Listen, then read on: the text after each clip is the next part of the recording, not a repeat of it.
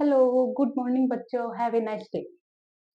हमने टॉपिक किया था और आज इस चैप्टर का लास्ट टॉपिक है। इसके बाद एक छोटा सा टॉपिक है जो शायद पीछे आपके चैप्टर में है या नहीं, लेकिन वो मैं बता देती हूँ ताकि आपके क्या पता वो डाउट ना रहे।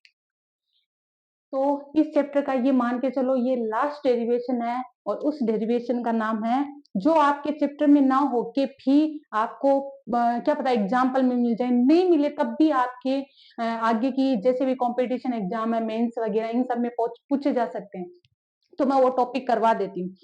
टॉपिक का नाम क्या है? Electric field intensity. Electric field intensity due to non conducting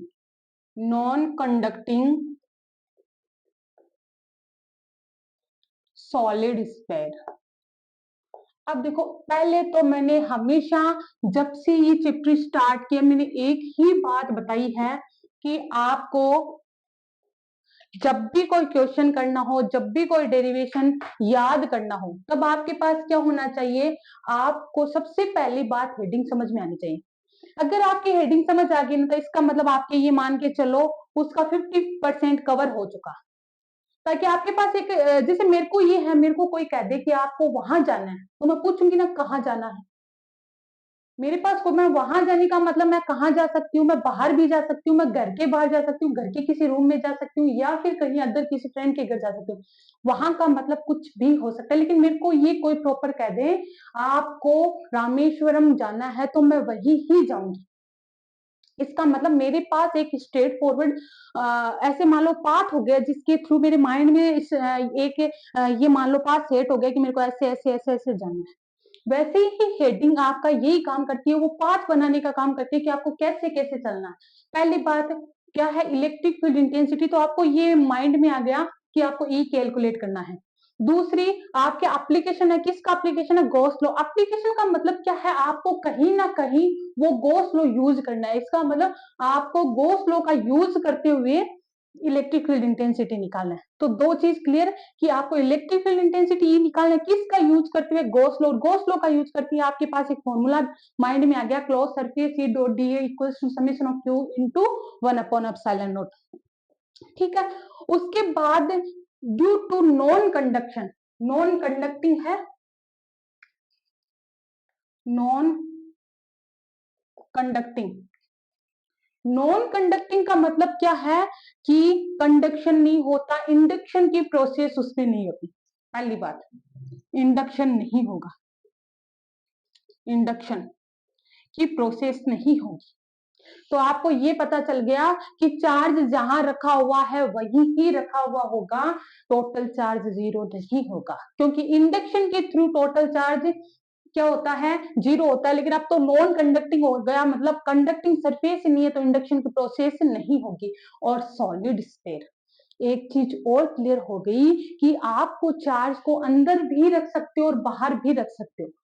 कैसे? अंदर भी रख सकते हो क्योंकि सॉलिड स्फीयर है, इसका मतलब अंदर से पूरा भरा हुआ है, और भरा हुआ है इसका मतलब वहां मास है, और मास जहां है वहां चार्ज जा सकता है। तो इतनी चीज आपके समझ आ गई। हेडिंग आपको समझ आनी चाहिए। क्या हेडिंग कहती है? Solid sphere. तो एक ऐसा स्फीयर है जिसका कुछ ना कुछ वो खुद के पास क्या रखता है? मास। अपने पास वो क्या रखेगा? मास। इसका खुद का कुछ ना कुछ क्या होगा? मास। तो मैंने यहाँ पे मास है, इसका मतलब चार्ज रह सकता है, तो मैंने टोटल चार्ज अंदर कितना रख दिया? क्यू। टोटल चार्ज क्यू है, ये सब जगह मतलब फुल्ली चार्ज है। मेरे को इतना पता है इस पे टोटल चार्ज क्यू है, fully charge, continuous charge. Okay, hope इतनी चीज समझ आ गई होगी। और उसके बाद ये कहना चाह रहा है, अपन को पता है, नहीं दे रखा तब भी पता होना चाहिए रेडियस कितनी है? Capital R radius. ओके, अब आपको इस स्फीयर के थ्रू इलेक्ट्रिक फील्ड इंटेंसिटी निकालना। पहले तो कितने पॉइंट? फर्स्ट पॉइंट कहां हो सकती है? R distance. Ma'am R distance बाहर ले लूं? बिल्कुल ले सकते हो, ये R distance point A first यहां निकाल सकते हो। सेकंड सरफेस पे ले लूं? बिल्कुल ले सकते हो, वो भी कितना होगा? आर। बी पॉइंट अंदर बिल्कुल ले सकते हो, सी पॉइंट, क्योंकि आर तो कहीं भी हो सकता है, अंदर भी हो सकता है वो आर, सरफेस पे भी हो सकता है और बाहर। यहां ई क्या होगा, आउट, यहां ई क्या होगा, सरफेस, और यहां ई क्या होगा, इन। क्लियर हो गई इतनी चीज। उसके बाद मेरे को कौन सा रूल, गॉस लॉ। तो मैं यहां पहले केस फर्स्ट लेती हूं, case first, electric field intensity, electric field intensity due to electric field intensity at point A which is situated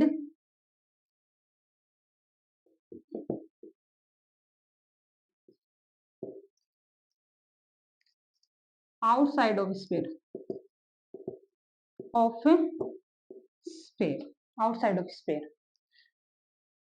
ठीक है, तो सबसे पहले जिस पॉइंट पे इलेक्ट्रिक फील्ड इंटेंसिटी कैलकुलेट करना है, उस पॉइंट पे आपको क्या करना है, आपको एक क्लोज सरफेस बनानी है जिसके अंदर चार्ज हो। आपका चार्ज यहां है, लेकिन आपको जब भी गॉस लॉ लगाना है तो क्लोज सरफेस के अंदर चार्ज होना चाहिए। तो मैं उस चार्ज को क्या करूं, क्लोज करने के लिए एक क्या बना लेती हूं, स्फेरिकल सेल। क्लोज करने के लिए मैं क्या करती हूं, एक इमेजरी स्फीयर बना लेती हूँ इसके चारों ओर। जिस पॉइंट पे आपको कैलकुलेट करना है, जिस डिस्टेंस से, वहां पे ये स्फीयर, थोड़ा सा इस स्फीयर को ऐसे करके बना लेना। अब बनाना तो आपको आता है, ठीक है। उस पॉइंट पे कैलकुलेट करें, चलो क्या कहता है electric field intensity, E vector dot D A vector summation of Q upon epsilon not, dot हटाऊं डी ए कोस थीटा। अभी भी अगर डायरेक्शन थीटा का नहीं समझ आया तो वापस इस पॉइंट पे बता देती हूँ। इस पॉइंट पे अगर मेरे को क्या निकालना है, थीटा, तो ये एक सरफेस ही तो है, और सरफेस के परपेंडिकुलर एरिया वेक्टर होता है। और ई की डायरेक्शन खुद ही देख लो, चार्ज इधर है तो चार्ज से इलेक्ट्रिक फील्ड लाइन हमेशा क्या निकलती है, बाहर की ओर। तो इस चार्ज से इलेक्ट्रिक फील्ड लाइन से किधर जाएगी, नहीं जाएगी, तो ये इलेक्ट्रिक फील्ड लाइन से आ रही है, तो ये किसकी डायरेक्शन है, ई की। दोनों के बीच एंगल कितना होगा, सब जगह यही होगा, थीटा इक्वल्स टू 0। तो आपके पास क्या आ जाएगा, ई डी ए कोस 0। कोस 0 की वैल्यू कितनी होती है, कोस 0 की वैल्यू बहुत बार यूज में ले चुके, 1 होती है, 1। तो क्या आ जाएगा, ई D A summation of Q upon epsilon not. और एक चीज और, यहां आउट, आपको याद रहना चाहिए, आउट का मतलब बाहर। क्या ई आउट को क्या ले लू, बाहर, अंदर क्या रह गया, D A equal summation of Q upon epsilon. सबसे पहले summation of Q, close surface के अंदर टोटल चार्ज, कौन सा, गाउसियन सरफेस। ये गाउसियन सरफेस के अंदर टोटल चार्ज कितना है, क्यू, क्योंकि पूरा का पूरा चार्ज इसके अंदर है, तो पूरा का पूरा चार्ज कितना है, क्यू। ठीक है, तो जहां भी ई आउट की जगह E out D A equals to Q upon epsilon naught. E no out area का फॉर्मूला 4 पाई आर स्क्वायर, तो मैं सीधा ही लिख दूं 4 पाई आर, कौन सा, आपको तो गाउसियन सरफेस हमेशा याद रखना, गाउसियन सरफेस के अंदर टोटल चार्ज, गाउसियन सरफेस कितनी है, आर स्क्वायर, कैपिटल आर नहीं लेना है आपको। गाउसियन सरफेस की रेडियस कहां बनाइए, Gaussian surface small R, Q upon epsilon naught. E out equals to Q upon epsilon naught, 4 pi कहां जाएगा, नीचे, आर स्क्वायर की जगह R square, 4 pi R square नीचे आ गया, और वैसा का वैसा 1 अपॉन 4 पाई एप्सिलॉन नॉट को क्या लिख दूं, के, क्यू की जगह क्यू, आर स्क्वायर की जगह ई आउट। अगर वेक्टर फॉर्म में ले तो क्या आ जाएगा, मैम ये तो सेम ही वही आ गया जो पहले आपने निकाला था आउट का, बिल्कुल, क्योंकि उसमें भी अपन ने बाहर लिया था, उसके अंदर भी टोटल चार्ज कितना था, क्यू था, तो चार्ज क्यू सेम ही आएगा, आर डिस्टेंस है तो। आउट देख लो तीनों में से, कंडक्टिंग और स्पेरिकल सेल तो सेम है, लेकिन देख लो स्पेरिकल सेल और इसका आउट वाला एकदम सेम आया है। तो आपको ये भी अब कंफ्यूज होने की जरूरत नहीं है, आउट वाला तो सबका सेम है। याद रख लेना कितना, कि Q upon R square. Surface कौन निकाल लेती हूँ, इतनी चीज समझ आ गई, जल्दी से करो।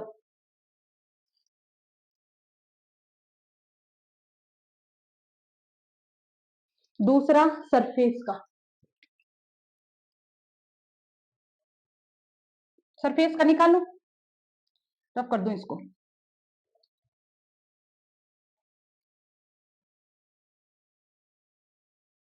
चलो इसी को के सेकेंड बनाती हूँ, थोड़ा सा के सेकेंड।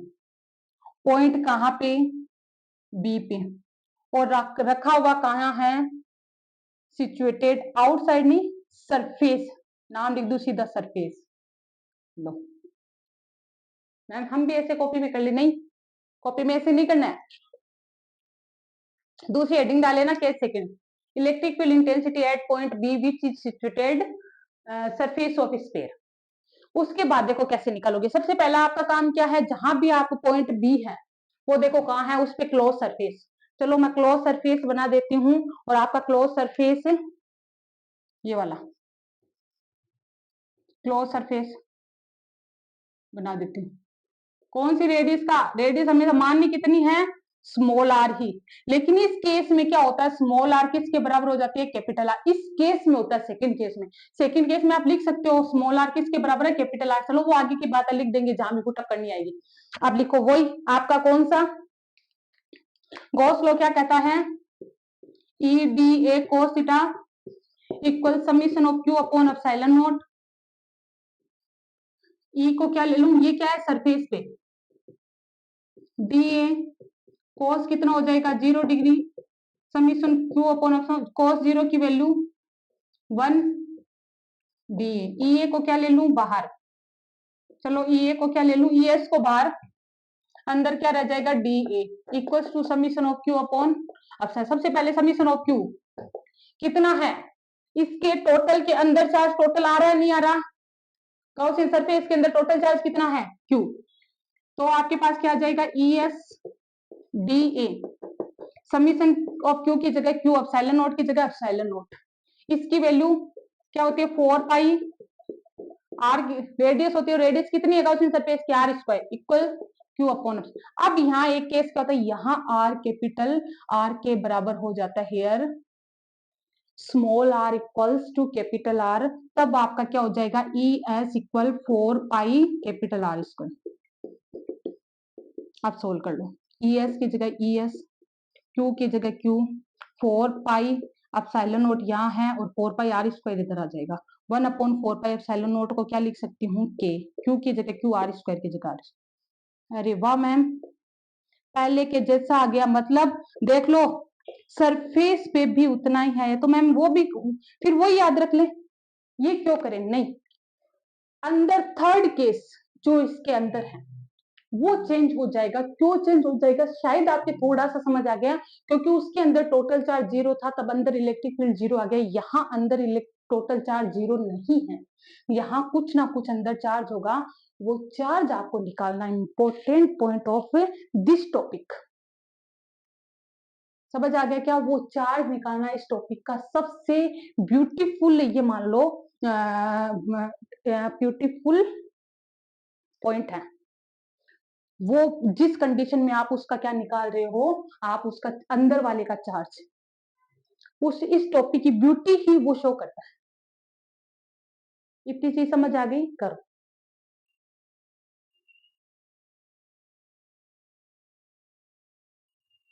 नेक्स्ट थर्ड पॉइंट, तब करती हूँ इसको।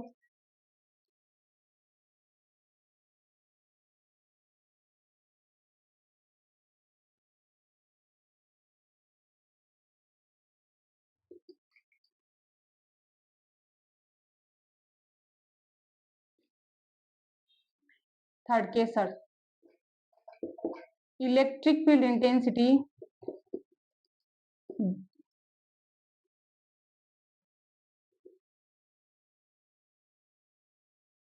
एट पॉइंट सी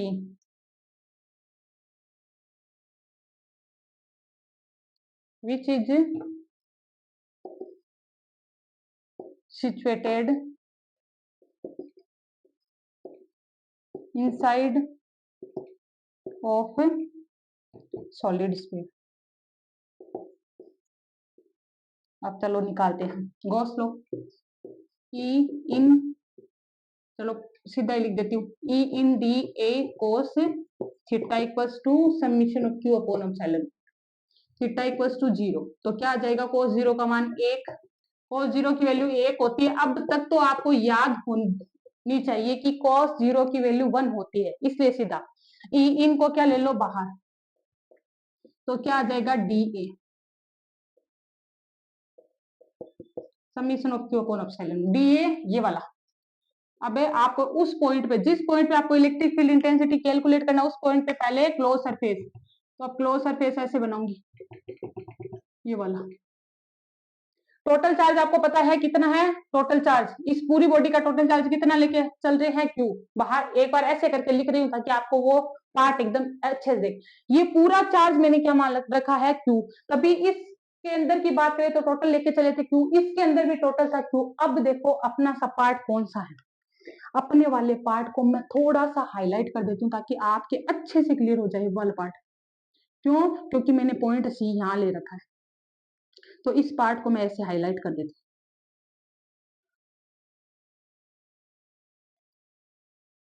हूँ ऐसे।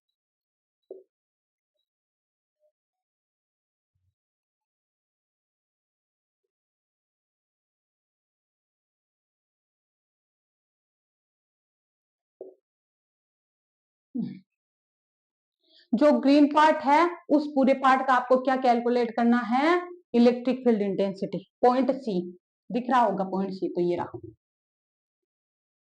इस पे है यहाँ पे गाउसियन सरफेस बनाई थी मैंने, गाउसियन सरफेस ये वाली बाउंड्री बाउंड्री बना रही हूँ ऊपर, जिसकी रेडियस मैंने कितनी ली थी, स्मॉल आर। अब देखो सबसे पहले ई इन की जगह ई इन, दूसरी एरिया 4 पाई गॉसियन सरफेस का एरिया 4 पाई, स्फीयर का क्या होता है 4 पाई आर स्क्वायर, आर कौन सी गॉसियन सरफेस की radius, summation of Q upon epsilon not. Ma'am इतना सेम ही तो। अब देखो चार्ज, इस समीशन ऑफ क्यू क्या होगा, इस समीशन ऑफ क्यू को कैपिटल क्यू, आप समीशन ऑफ क्यू को कैपिटल क्यू नहीं ले सकते। क्यों नहीं ले सकते, क्योंकि कैपिटल क्यू पूरे का चार्ज है। आपको तो पॉइंट सी इधर है, इसका मतलब इसके अंदर कितना चार्ज है, जहां गॉसियन सरफेस बनाई है उसके अंदर कितना चार्ज है, तो ये तो पता है पूरा चार्ज क्यू है, तो इस गॉसियन सरफेस के अंदर चार्ज पूरे से कम ही होगा। इतनी बात ये पॉइंट नोट करने का था कि पूरे के अंदर चार्ज कितना था, क्यू। क्यू क्यों लिया था दोनों में, क्योंकि इसके इस गॉसियन सरफेस में भी वो पूरा चार्ज आ रहा था, सरफेस वाले में भी पूरा चार्ज आ रहा था, लेकिन इस गॉसियन सरफेस के अंदर वो चार्ज पूरा नहीं आ रहा है। तो आप ये गलती तो कभी मत करना, चार्ज क्यू लेके। अब आपको उस अंदर वाली सरफेस, इस वॉल्यूम का, पूरे वॉल्यूम के अंदर तो आपको चार्ज कितना पता है, क्यू है, लेकिन आपको तो इतने से वॉल्यूम का, अगर आपको पूरे रूम में, आपको ये मान लो मैं यहाँ खड़ी हूँ और इस रूम में मेरी जैसी मान लो 100 लड़कियां खड़ी हैं, और आपको रूम के बाहर कोई लड़का है या फिर लड़की है, पूछे कितनी लड़कियां हो, तो आप बता सकते हो 100 लड़कियां हैं इस रूम में। लेकिन अगर वो इस रूम के अंदर आके एक बॉक्स जैसे एक एरिया बता दे कि इतने डिस्टेंस में कितनी लड़कियां हो, तो बताओ वो लड़कियां कम होगी नहीं होगी। वो सेम कंडीशन इसमें है कि पूरे वॉल्यूम का तो पता है 4/3 पाई आर की क्यूब। क्यों, क्योंकि आपका जो वॉल्यूम होता है, कौन सा वॉल्यूम, स्पेयर का वॉल्यूम वो इतना होता है, और पूरे स्पेयर का वॉल्यूम कितना है, ये पूरा वॉल्यूम कितना है 4 पाई आर की क्यूब। वॉल्यूम का फॉर्मूला होता है स्पेयर के वॉल्यूम का। तो पूरे के अंदर, पूरा कौन सा था, यही तो था, पूरे के अंदर तो आपको चार्ज पता है कितना, क्यूब। आपको तो कौन से वॉल्यूम का निकालना है, 4 पाई स्मॉल आर, उतने से वॉल्यूम में कितना चार्ज होगा, तो क्यू अपॉन में क्या आ जाएगा, 4/3 पाई आर की क्यूब इंटू 4/3 पाई आर की क्यूब। यूनिटी नहीं, अगर पूरे में पता है तो इतने का निकाल सकते हो, पूरे के अंदर इतना है तो इतने के अंदर कितना होगा, क्यूब ऊपर, इधर वाला नीचे, और इसको मल्टीप्लाई में 4 पाई से कैंसिल, बच गया क्या, समीशन ऑफ क्यू कितना आया है, समीशन ऑफ क्यू तो निकाल रहे इतने में, इतना वॉल्यूम मतलब इसका कौन सा आएगा, summation of Q. Summation of Q मतलब क्यू की जगह क्यू, आर क्यूब की जगह आर क्यूब, स्मॉल आर की क्यूब की जगह स्मॉल आर की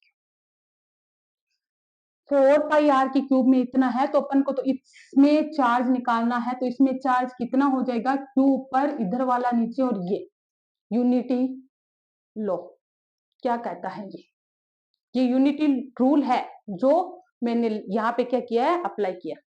अब समीकरण ऑफ क्यू की वैल्यू जहां चाहिए वो लिख दो।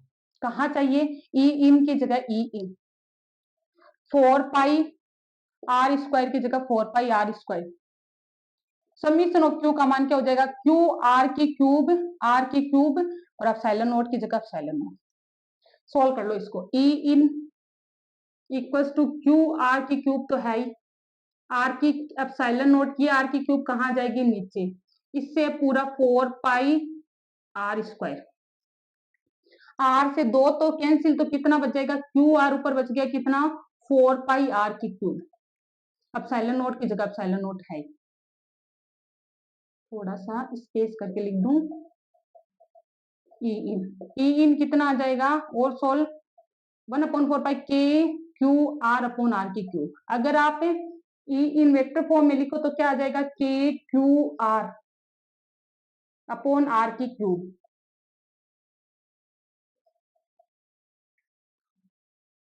आर के क्यू आर के,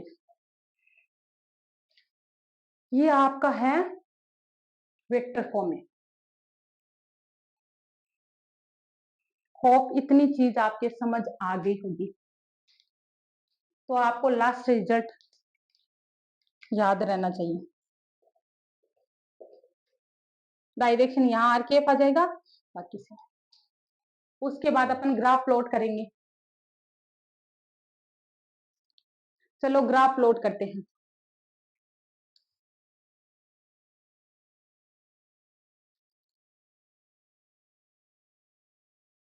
अब करूं,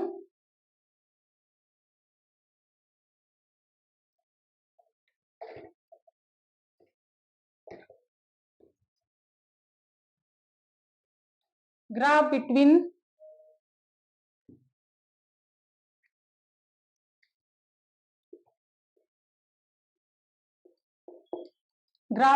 ई एंड आर, वही 3 0, यहाँ आर, यहाँ ई, और यहाँ एक सरफेस आर कहा, और वो क्या होगा, ई एस, ये ई इन और ये ई आउट। पहले तो आपको तीनों का पता होना चाहिए, ई इन पे इलेक्ट्रिक फील्ड कितना आया था, के क्यू आर अपॉन आर की क्यूब, ई सरफेस पे कितना आया था, के क्यू अपॉन आर स्क्वायर, और ई आउट कितना आया था, के क्यू अपॉन आर की क्यूब। पहली बात, अपन को किस पे डिपेंडेंस देखने, आर पे, क्योंकि आर में यहाँ देखो स्मॉल आर है, स्मॉल आर जैसे जैसे बढ़ाओगे ई का मान बढ़ेगा, क्योंकि ये भी कांस्टेंट, क्यू चार्ज कांस्टेंट हो गया, आर भी रेडियस चेंज नहीं होती, स्फीयर की रेडियस चेंज, ये आर चेंज कर रहे हैं अपन, ये आर तो चेंज करें, कभी बाहर कभी अंदर, तो आर पे कैसे, आर जितना बढ़ाओगे ई बढ़ेगा। तो मैं ग्राफ से प्लॉट करी, आर जितना बढ़ाओगे ई बढ़ेगा, और एक टाइम जब सरफेस पे आओगे, जब सरफेस पे आ गए तब आपके पास कितना हो गया, सरफेस, ई सरफेस पे आती है उसकी वैल्यू के क्यू अपॉन आर स्क्वायर हो गई। उसके बाद सरफेस पे आती कहां चले गए, बाहर, बाहर जैसे ही आउट, आउट पे आर पे डिपेंड कर रहा है क्या, आर आउट, यहाँ क्या था, आउट में ये नहीं था, small R square, K Q upon small R square. तो जैसे ही आप क्या निकालोगे, बाहर जाओगे, तो बाहर जाते ही आर जैसे जैसे बढ़ाओगे ई कम होता जाएगा, तो आप क्या करोगे, आर जैसे जैसे बढ़ाओगे ई कम होते होते होते जब आर की वैल्यू इनफाइनाइट हो जाएगी, ई की वैल्यू क्या हो जाएगी, तो ये ई इन प्रोपोर्शनल आर, और ये ई आउट 1/r स्क्वायर की इनवर्सली प्रोपोर्शनल। ये डायग्राम है, अच्छे से क्लियर हो गया ये टॉपिक। वैसे यहां तक आपका क्या टॉपिक कंप्लीट है, कौन सा टॉपिक है आपका, ये टॉपिक भी कंप्लीट है और आपका चैप्टर भी कंप्लीट है। बस एक छोटा सा पॉइंट नोट लगा के लिखवा दूं, या फिर आपको वैसे तो पता चल जाएगा, लेकिन थोड़ा सा मैं और बता दूं। इसी के अंदर आपको एक छोटा सा टॉपिक करवा रही हूं, electric field intensity in form of कौन सा? Electric field intensity in form of charge density. आपने चार्ज की फॉर्म में तो इलेक्ट्रिक फील्ड इंटेंसिटी क्या निकाली थी? सब जगह E इक्वल टू KQ/R²। लेकिन आपके पास अब क्या आ गया? तीन डेंसिटी आ गई, कौन सी? लेमडा, सिग्मा और रो। इनकी फॉर्म में आपकी और बता दूंगी कि इलेक्ट्रिक फील्ड इंटेंसिटी कैसी होती है। उसके बाद ये चैप्टर आपका कंप्लीट है।